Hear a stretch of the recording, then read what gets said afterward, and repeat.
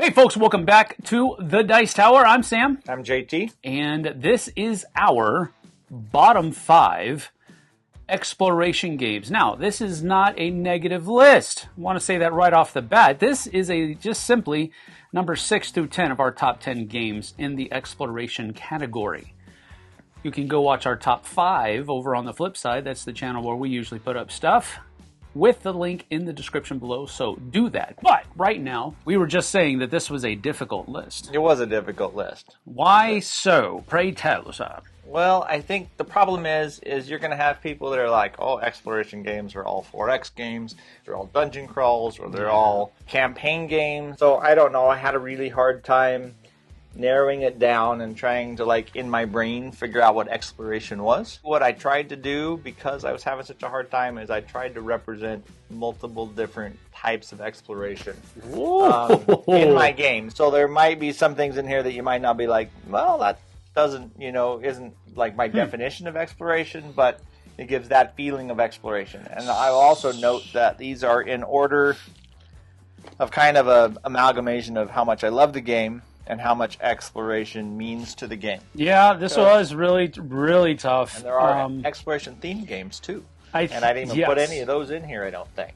So, you could. I'm not saying you can't. It depends on what you think. I tried to basically, my main catch-all was, does it give me a feeling of exploration? Yeah.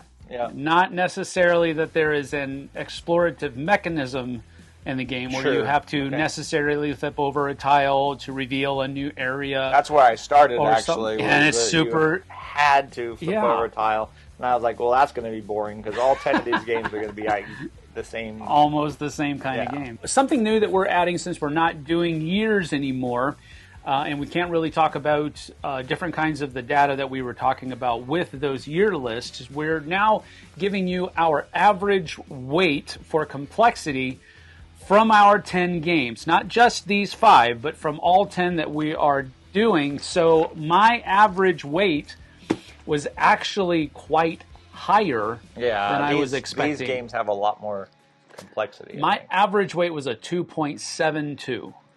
Yours was like probably a 4.8. No, mine was a 3.04. That's your average. That's my average. What was your heaviest?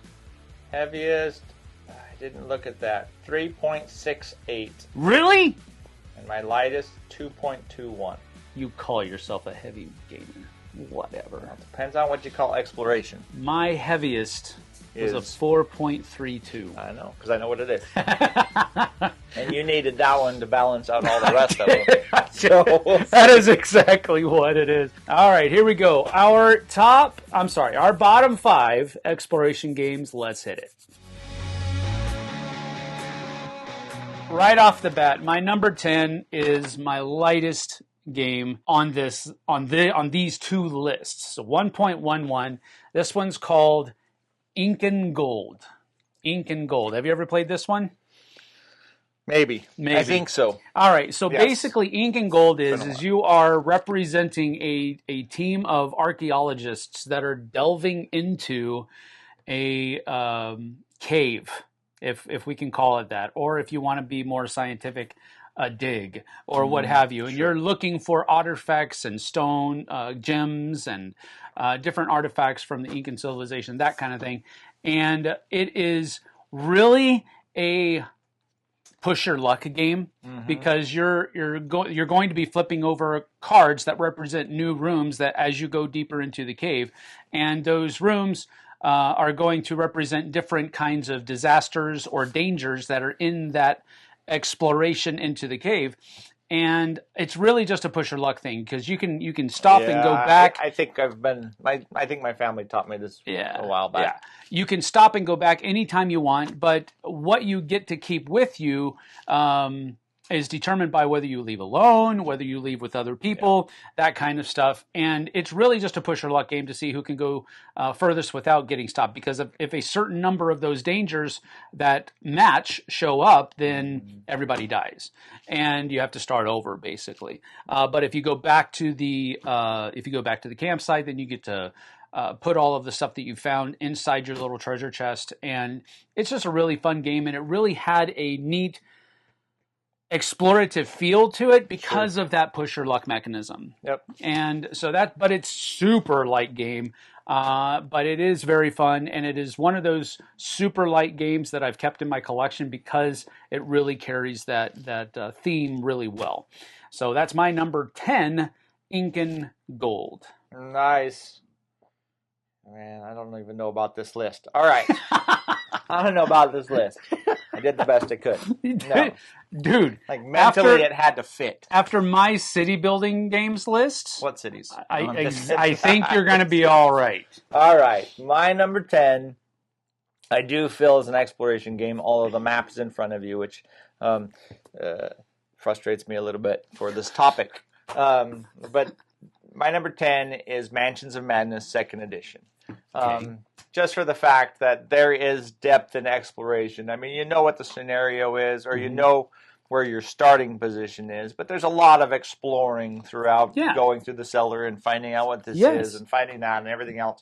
So I think it fits that for sure. Absolutely does. But it's a great game. You have some kind of crazy scenario going on. You got these weird creatures and everything else, and you're really trying to find your way through, find out what's happening, defeat the big bad guy, get out, whatever it might be.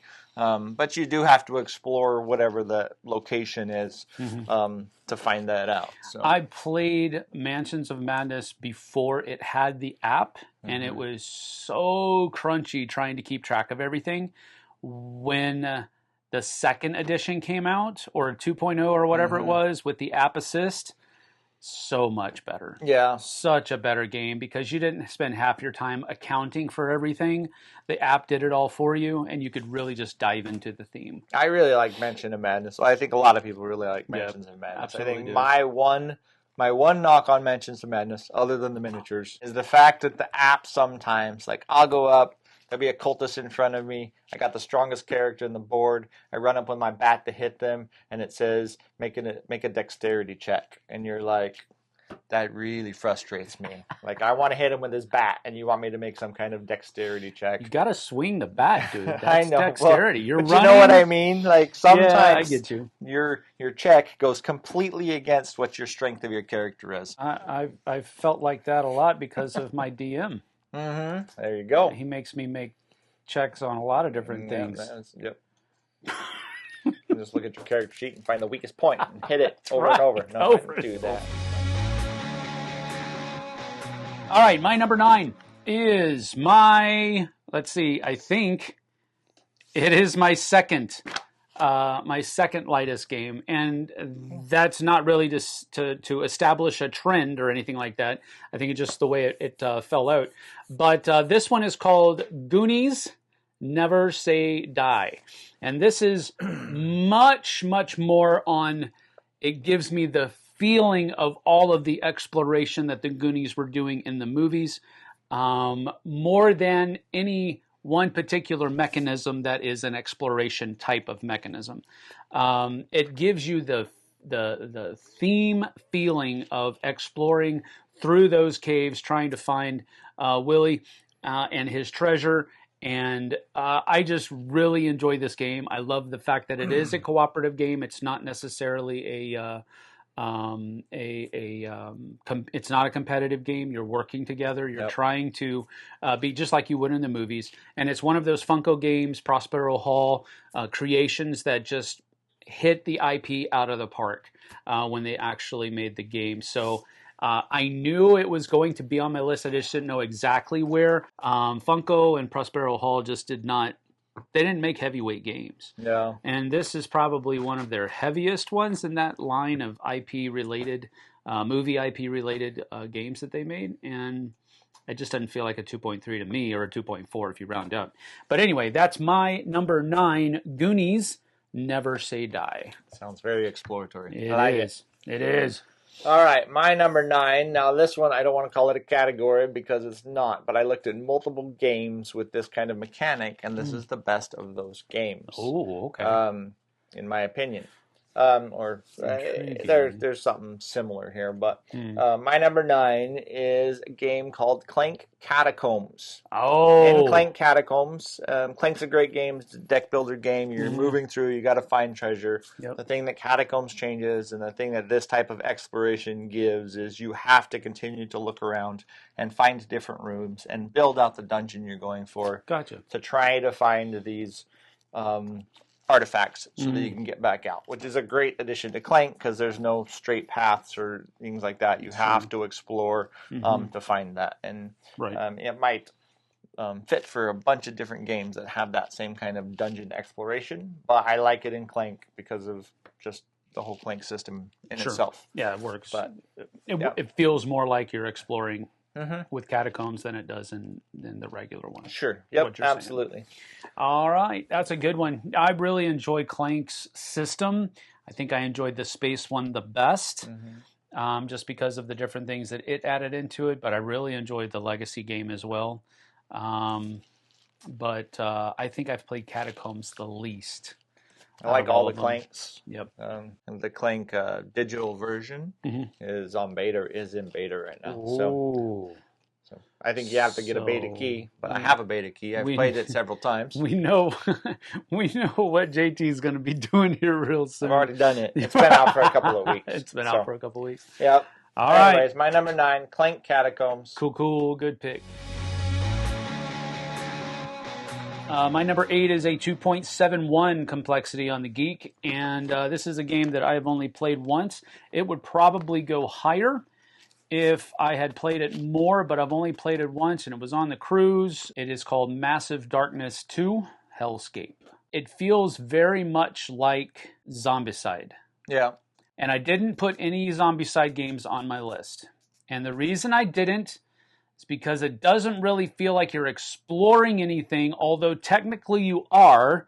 You're exploring different rooms, searching them for different artifacts that you can use. But the point of the game isn't to explore, it's to kill zombies. Yep. And to survive. And to survive and do whatever. So it doesn't really, for me, it doesn't really feel like an exploration game. So I didn't put any of those on there.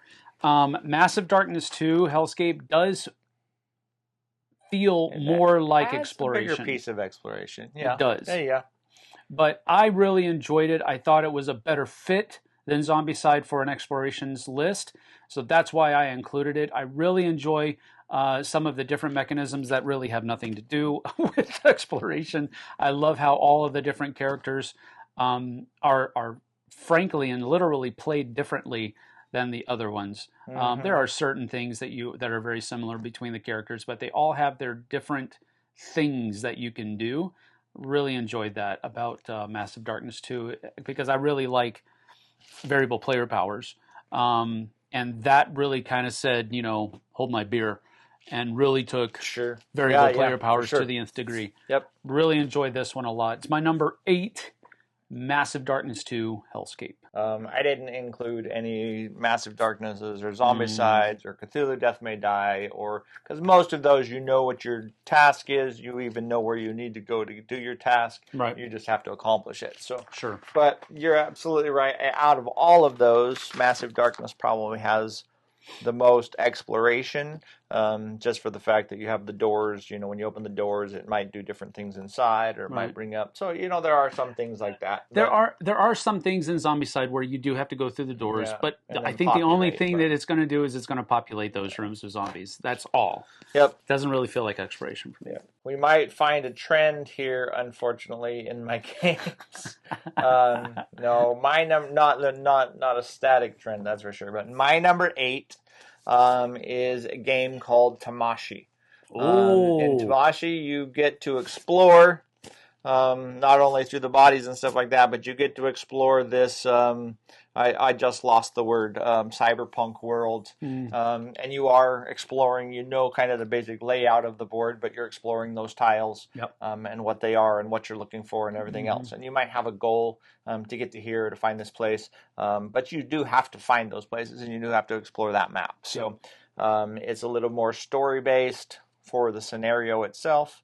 And maybe just that next step up from the Zombicides or stuff like that as far as finding those tiles. Yeah. Other than that, you're just playing your character and cruising through and inhabiting different husks, different bodies. Yeah, I was just thinking. Again, I've only played this once, but what I remember from the game is that the different husks that you go into also kind of affects how Sure. you're able to explore those different things. So Yep. it adds almost like another veneer on top of that exploration Yep. thing because it has to go through that new kind of body that you have now. So that works. When I saw this on the category list, I figured that you would have it there, but I It's wasn't got a absolutely very sure. solid cyberpunk theme Mhm. and feel to pretty much everything. Yep. So, and you get to explore the city. Yeah, So. that's cool. Good game. Fun.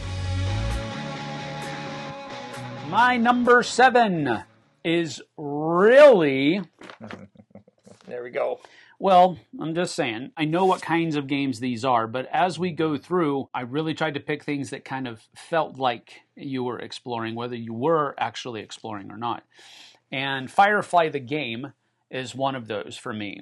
It really is, if you want to say just, in air quotes, a pick up and deliver game. Sure. You're going to one place, you're picking up a job here, and you're carrying out that job. But as you're going through, and as you're journeying through the verse, you are running into different things, whether they are event cards or if you're stopping off at different planets and you're running into different characters within the universe and rubbing shoulders with them, those kinds of things.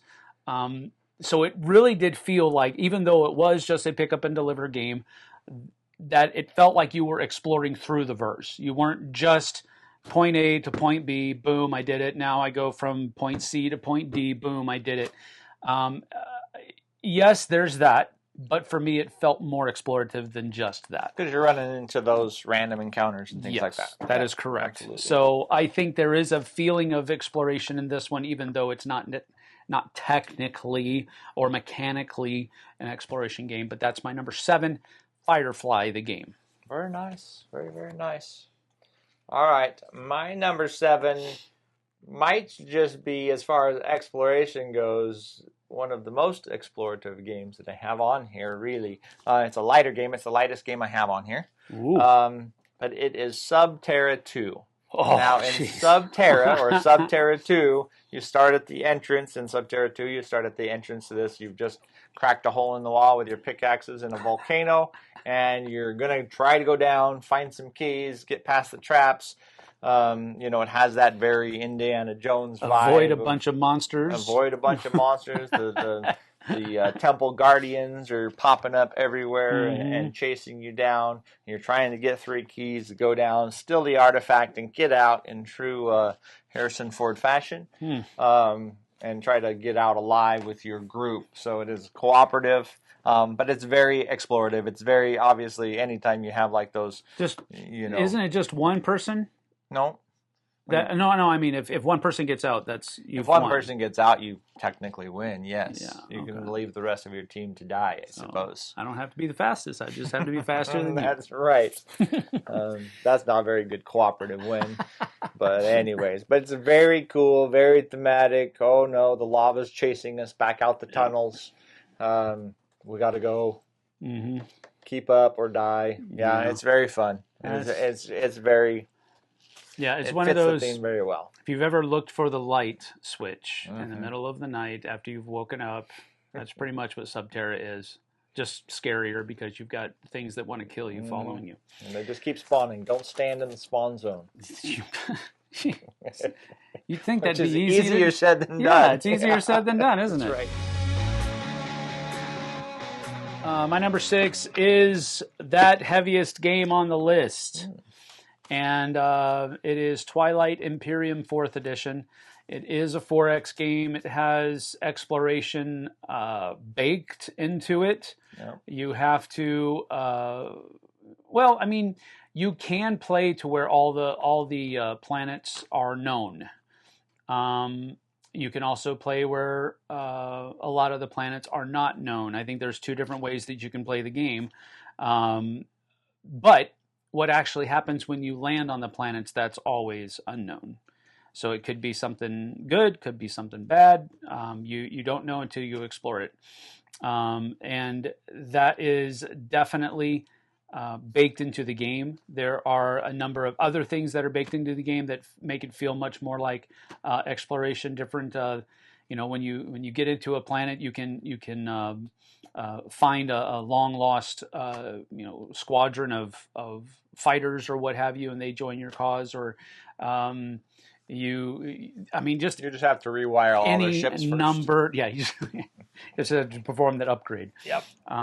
But it definitely, exploration is one of the 4 X's, so it definitely is an exploration game. But again, I think this is the only 4X game that's on my list. I didn't put any others on there, and some people may say real quick, sure, what about Last Light? Yep. Totally get that. Just for me, Last Light doesn't feel much like an exploration game to me. Because while you don't know exactly what kind of things are produced by the planets, because those things are flipped over, you know where all the planets are. Yeah. And you know exactly what kind of planet they are.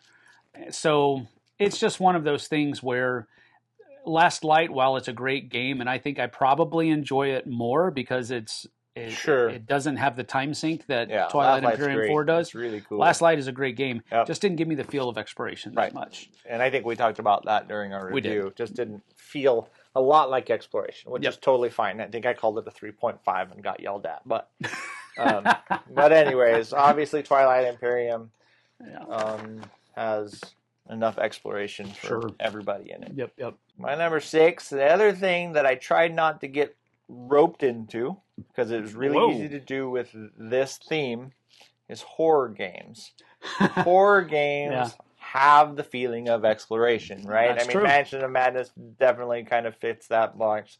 My number 6 also fits that box, but I just love that horror type exploration, that scared, nail biting. And this one is Resident Evil, the board game. Ooh. Resident Evil, the board game, you do have your map, at least for most scenarios, but you don't know what's in the rooms, you don't know what's coming up, you don't know where to find the key, that you got to get through the red door while the liquor's chasing you, that kind of stuff. They got booze chasing you? The dog with the tongue, whatever. No, I'm kidding. Okay. But anyways, you don't know any of that stuff. You have very limited resources, and you really are trying to explore as quickly and as safely as possible so you can get out of the scenario. Yep. So there may be a little bit of a stretch there, but it does give you that feeling of, I got to go check this place out. I got to do this. I got to run over there. I got to, so you are exploring the mansion or whatever you're in. To try to find your way out. Yeah, so. That's cool. Yeah, when you said that, I looked, and horror isn't a real big thing for me. I think probably the closest one for that is coming up, but Massive Darkness 2 might fall into that category a little bit. Yeah, maybe. But I'm just saying that theme fits really well with exploration. All right, well, that's about that for our bottom 5 exploration games. At this point, you can go right on over to the Flipside because we've got our top 5 exploration games ready to go for you. So give us a like and subscribe here. Write some comments down in the comment section of the video. Let us know how wrong we are. Pretty easy to be wrong on this one. Absolutely. And to be right. And to be right. And then after that, come on over to the Flipside, and we will see you there. Take care, folks. See you later.